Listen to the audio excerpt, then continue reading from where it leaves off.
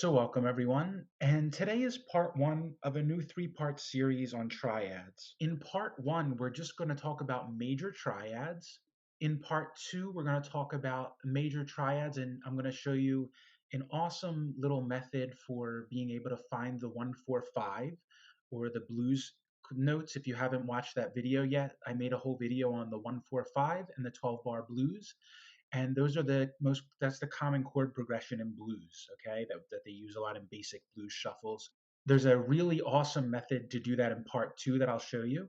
And in part three, we're going to go over triads besides major. So different forms you can do of different types of chords, like a suspended fourth and seventh chords, all this different stuff, minor chords, even minor sevenths, things like that. That'll be part three. But in part one, this is going to be the basis of the method that I'll show you for the rest of the other two parts. So let's get right into it, and I'll show you what I'm talking about. So I have my guitar here today, and I'm gonna show you just so you could hear also what it is. But I think it's a lot easier to see it. And let me know what you think if you find it's easier when you're looking at me. But it seems like it's easier when you're looking at the page here, and I have a clearer picture of the illustration of what I'm doing. So just in case you're not familiar with it already, which I do suggest that you are familiar with it before you watch this video, if you haven't watched the How Chords Are Made video and How Scales Are Made video, I highly suggest that you go back and watch that first before you come to this, because it will be very helpful to have knowledge about how chords are made first. But in case you haven't watched that already, the major chord formula, which we'll be using here, is 1-3-5, and that refers to the first, the third, and the fifth note of the major scale.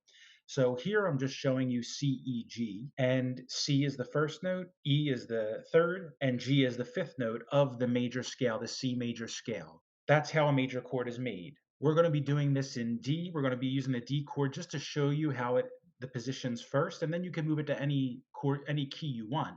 So the 1-3-5 for D will be D, F sharp, and A. But you won't need to know that. I'm just gonna tell you that because that's what the major chord will be using. Now, you might hear this method referred to as DAF, the DAF method. So they call it the DAF method because of the shapes of the chords. So there's the D shape, the A shape, and the F shape.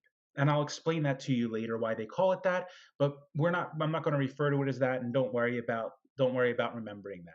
So the first thing we're going to do is, this is a D chord. You're probably familiar with this, the basic D chord, right? But this is just the bottom three strings right here. So this is a triad, three notes, right? So this is D, F sharp, and A, and it sounds like this. So this is the D major position. Now, you can move this anywhere. So the root note for this chord is on the second string. So this here is a D, right? The D is the root. So you can tell what chord it is, what note it is, by what root note it is on the second string. So if you wanted to make an E, you would just move it up 2 frets, right? So this is a D. If you move up 2 frets, this second string note here on the 5th fret would be E. So I'm playing D here, and if I slide up 2 frets, and that's an E, because if I play a full E, and it sounds the same, right? So this would be an E if you move up 2 frets. You move up another fret after that, one more fret, that would be an F, right? So it's wherever the note is on the second string, that's the root note of the chord. So you can move these three positions as long as you keep it as it is. You can slide it up wherever to any spot on the rest of the first three strings, and that will be the major chord there. Okay, so it's a movable position. It's a movable triad. For all of the positions we're going to go over, you can also play the triad on the 4th string, 3rd string, and 2nd string. There's 4 notes. You can play a whole 4-note chord actually on the bottom 4 strings. So you would put in this note here, right here, and this is just a repetition of the 1st string here. So this is an F sharp, and this is an F sharp. They're both the same note. This is an A here. So this is the root note here, the D that has the giant arrow pointing to it saying root. That's the root note. That's the 1. This is the 3, the F sharp, and A is the 5. So this note on the 4th string is essentially just doubling the 1st string, okay? So you can remove the 1st string note and play a triad on the 4th string, 3rd string, and 2nd string. You can also play all 4 of them like this as they are right now. So that would look like this if you were just playing the 2nd, 3rd, and 4th string. And these sound really nice actually. So I'll show you what the difference is. The bottom 3 strings would sound like this. And if you just played the middle strings, the 4th, 3rd, and 2nd string would sound like this. So they sound a lot more warm, right? Because obviously it's thicker strings. So really, you can come up with so many ideas with all of these. What we're going to go through, really. So remember, don't try to focus on memorizing all of this, right? It can get really feel a lot like in your head and feel like a lot of information if you try to memorize it. But just experiment with it, right? Stop the video, play around with it on your guitar. And the experience is the most important thing because that's where you really remember everything and you really integrate everything. And then you'll just find yourself using it, right? So I wrote 2 songs just playing around with this stuff, writing it down for you guys, right? When I was making this up. So really play around with it. Don't worry about trying to memorize it and looking at the diagrams. Just look at the diagrams, play with it on your guitar, and see what happens. It'll integrate that way, right? Experience is everything. So really, knowledge, you need a little bit of it, but the most important thing is to integrate the knowledge, use the knowledge, and play with it because that's where you really ingrain it in your body. Now, getting back to what we're talking about. So you already know 2 major movable positions now, right? So the root is on the 2nd string, and you can play it either the 3 notes on the bottom 3 strings or this position on the 4th, 3rd, and 2nd string. This one, same thing. See, we're playing it in D here. That's what you see here on the screen. Or if I slide up 2 frets, I'm going to be in E, right? And that's going to be the same. You could check it, see an E full chord. Sounds the same. So just different sound, like the same chord, but different sounds. And there you go. So this is what's so cool about the guitar, man. Like patterns, there's so many patterns. And once you get to know the fretboard like intimately, you really start to know so much. You see so much about it. It gets so comfortable. It's beautiful, beautiful thing. So look at all of this. Everything's so right there for you. So this is what we just went over, right? This whole pattern here, you can play all 4 notes. That's a major chord. You can play just the 3 bottom strings, or you can play the top, these middle 3 strings, right here. So no matter how you choose to do it, you can play 4, 3, or 3. It's all a major chord. This is a movable chord that you can move all the way up and down the fretboard, right? Now, getting into some super cool stuff now. This is really awesome. Really useful. If you just go the next fret up, right? So you're not even, this green chord here, these dots, is also a D chord. Isn't that so great? So it's just a different pattern. So you have the first finger on the 5th fret, and you don't even have to think about it in frets. Focus more on the pattern. So if you hold this first position here, right? This is a D. We all know where the D chord is. And then you're going up 1 fret. So you're not skipping anything in between. 1 fret up from the note on the 4th string where it ends, right? Right here. You're going to the next fret. Put your first finger on the 1st string and your pinky and 3rd finger on this 2nd and 3rd string. And I'll show you what it sounds like. It's like this. And if I come down to the other D chord, it's the same chord, but it sounds completely different, right?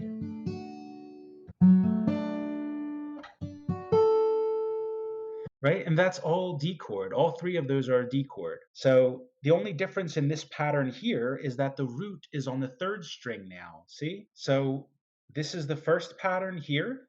This is the second pattern here. And this is on the bottom 3 strings. Now again, same as before, like you can see here, you can also play just on the middle 3 strings, or you can play all 4. So if you move up to the 4th, 3rd, and 2nd string, it'd sound like this. So all the triads we learned so far, in the first position, bottom 3 strings sounds like this. On the 4th, 3rd, 2nd string sounds like this. If you move up to the second pattern, the green pattern right there on the bottom 3 strings sounds like. And if you do the bar chord, that 4th, 3rd, 2nd string in the green goes like this. All 4 together, first pattern. All four together, second pattern. So all four together, the second pattern, this can be very hard to play because this note here on the first string, for a lot of people, it's very difficult to play this bar here without without muting this string accidentally, right? So don't worry about it. You can play it as a triad. These are the first two patterns. So this is all D major. This is a D major in the first position.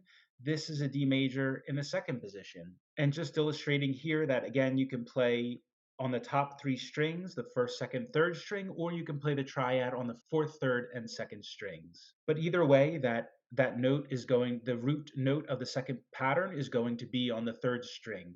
And again, you can move that pattern up, down, you can move it anywhere on the guitar neck. Again, just like the first pattern, see we can move up to 2 frets and it would be an E chord. Same thing with the second pattern. You can move it up 2 frets, it would be an E chord, and you keep going for any chord you want to go to. But remember that for the second pattern, the root is on the third string. And this is not part of the chord, but I just wanted to show you that this second pattern comes from the bar chord that you probably already know, right? This bar chord here where you bar your finger right here on the 5th fret and you bar your third finger here on the 7th fret. So that's the bar chord, the D major bar chord with the root on the 5th string, which you can see right here, root on the 5th string, that you probably already familiar with. So this is the bottom of that chord pretty much. And pattern number 3. So if you're getting a little overwhelmed, don't worry about it. Take your time, relax. Like don't try to absorb it all at once. We'll clarify everything at the end, and we'll come to a conclusion. I just wanted to give it all to you first. So this is where the first pattern stops, right? The next fret over, we start the second pattern, which is right here. Okay. Then if you skip 2 frets, you come to the third pattern. So this is why they call it DEF, because this is the D shape, right, of the D chord. This is the shape of an A chord. If you bar the 2nd fret, right, that's where the open A chord is, and that's what this shape is reminiscent of, right? So that's why they call this the A shape. And they call this the F shape because if you recognize the bottom of this shape, it's the way the bottom of an F chord is, the barred major chord. So that's where the name comes from. Now, if you slide up, so you just skip 2 frets and try to memorize this in the pattern because that's the way it works for any key, right? In other words, if you memorize it by where the frets are right now, like in other words, we're going to start barring the 10th fret, that only applies to the D chord. So if you memorize the spacings in between and the patterning of this, that applies to any major chord. So again, you're going to skip 2 frets after the A shape, which is this second pattern here. You skip 2 frets, which brings us to the 10th fret now for the D. You bar the bottom 2 strings, the first and second string, and bring your second finger on the third string, right? 1 fret past that, as you can see right here. And it sounds like this. And that's still a D chord. So again, we have on the bottom 3 strings, we have D, first position, the green one, second position, and the third one, and every one of those is a D. This is why it's useful. See how different they sound? Like, and this method, like triads, I find them most useful in like funk, with soloing, of course, like playing more melodic soloing is they're great for, and adding into things. So they could be good for nice, like cool sounding guitar parts. Reggae music, they're great for. When we get into the 145, I'll show you they use that in reggae a lot. So there's really endless possibilities. If it's only limited by how much you let yourself be creative with it and play around with it. And again, we have this fourth note. So in the F position, the yellow chord on the end here that we're going over, you skip 2 frets. You start with that position, barring the first and second string. You can see it there. And you could put your third finger also on the 12th fret there on the fourth string. And you could play all 4 of those if you like. It sounds more full that way. Or you can play just the fourth, second, and third string. And the root for this pattern, this last pattern, is on the first string, or if you're playing the fourth string, then it's also repeats on the fourth string. So all of the notes in the major chord will still be in the chord, whether you play any of these patterns just on the first three strings or on the fourth, third, and second string. Okay? 1, 2, 3, or 2, 3, 4. They will still have all of the chords because the note that is on the first string is repeated on the fourth string, or some note throughout the chord is repeated on the fourth string. All right. And again, just to show you where it comes from, so you can see, this is the F major pattern. That's why they call it DAF. This is like a D chord, right? It looks like a D chord.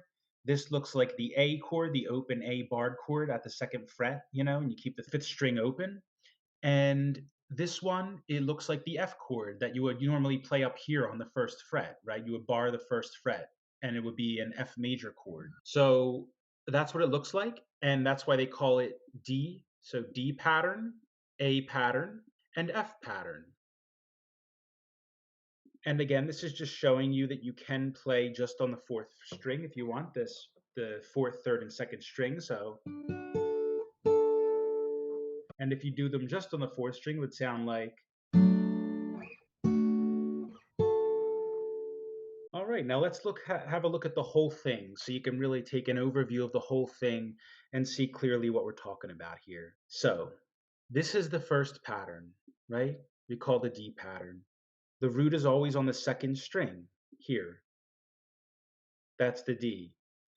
In the second pattern, the A pattern, the root is always on the third string here. In the third pattern, the root is always on the first string and the fourth string, unless if you're playing that, it's the same note. So here and here. Then skip one fret and the pattern repeats again. This is the same as this. Look, see, we're just starting over again. Same exact pattern, right? It just looks smaller because the frets are closer. So this is a D again. So every one of these is a D major chord, right? Every one of these is a D major triad, either the three strings on the bottom, 1, 2, 3, or 2, 3, 4.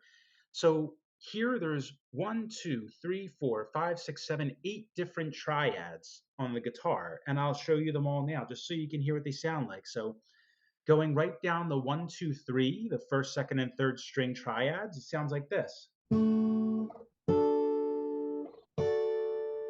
And then even up past the 12th fret, right? And then on the second, third, and fourth string sounds like this.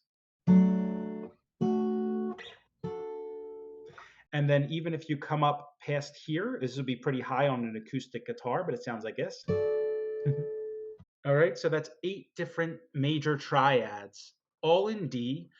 And now this is the awesome part about patterning and like the patterns on the guitar. I like to learn by patterns because it's really, really helpful for me anyway. I find it very helpful because you can learn with not just scales, but chords are patterned, and scales are patterned, and chords are patterned all over the guitar. So you can just know the patterns to move. So it's helpful to know the notes. I really love that. I think that method's excellent. The one that I share with you in how to memorize the notes on the fretboard, that lesson, if you've watched that, it's wonderful to know that. Of course, you'll need to know that to be able to even use the patterns, right?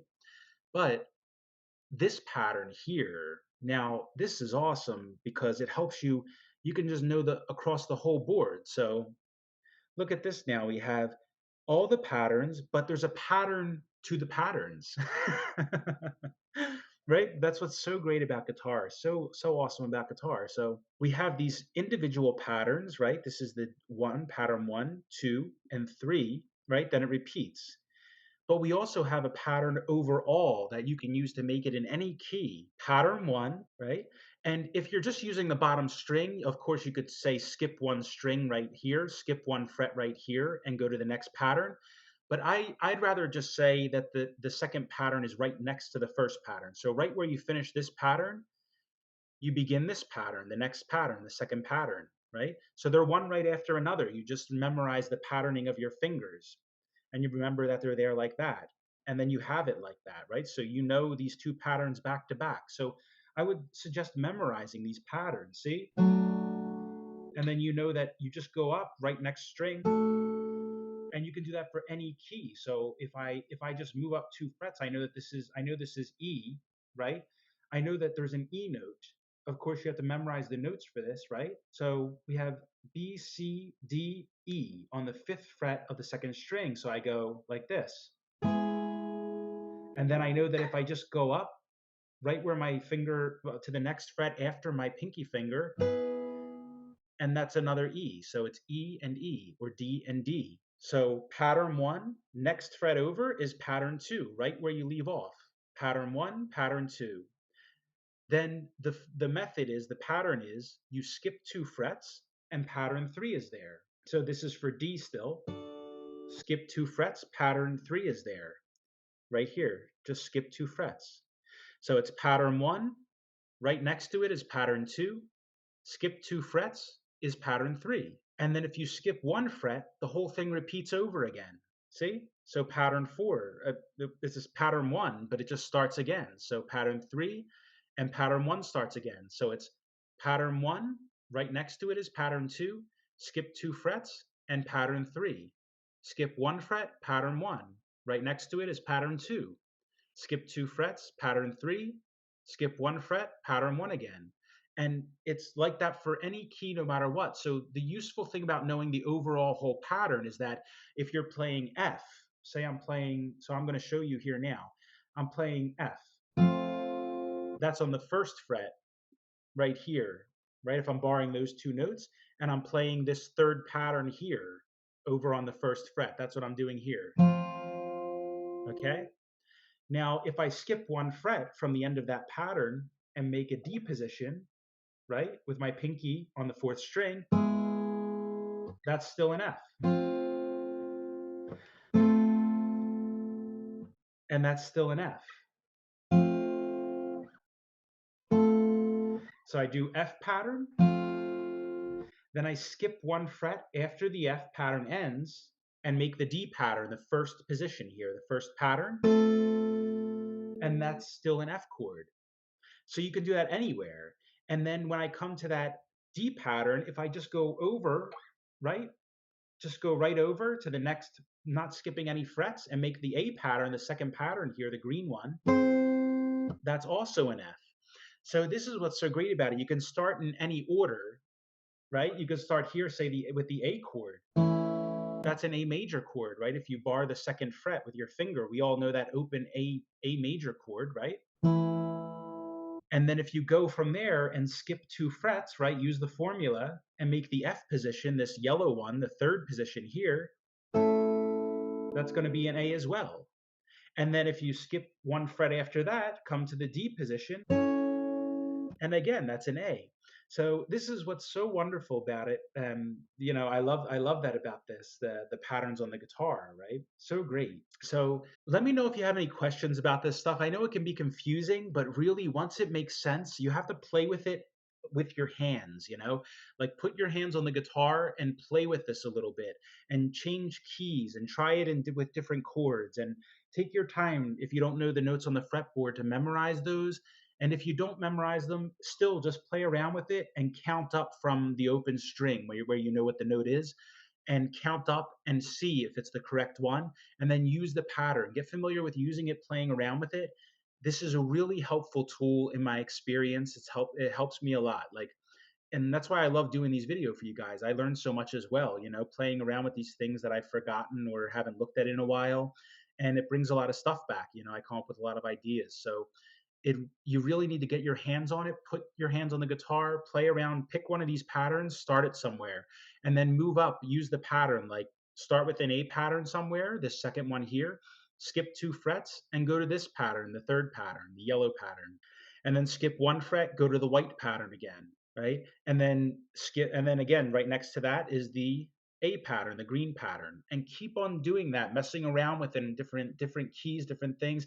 See how it sounds. Play it just on the 1st, 2nd, and 3rd string, then play it on the 2nd, 3rd, and 4th string. Mess around with it, like playing on the 1st, 2nd, and 3rd string one spot, on the 2nd, 3rd, and 4th string another. You can play all 4 of them, right? And this is a great way to get familiar with the major triads. If you have any questions about it, and try to be specific if you have questions, and I'll get back to you, and I'll try to make it more clear if I can. This has been very helpful to me, though. I would mess around with this for at least a week before you come to the next Give it some time, like give like 10, 20 minutes a day to it for about a week and get really clear and good on it first, and then move to part two, because part two is going to look a little more confusing if you don't know this well. It might look really confusing because it's going to be a lot more patterns on the board. But if you know this well, it will make a lot of sense and it will really help you. It was very, very useful tool, not just in soloing and making melodic lines, but also in playing around and making up your own stuff, playing reggae music and funk music, this kind of stuff, blues. So it'll be very helpful. And it's going to be it's going to be a way to combine these three patterns in the same position to be able to play blues, the 1 4 5 chords. And all three of these patterns have a 1 4 5 very close by. So that's what it's going to be. And I look forward to seeing you for that video. And I look forward to sharing that with you. So let me know if you have any questions and have fun. I'll see you next time. Play around with it. And until then, take care.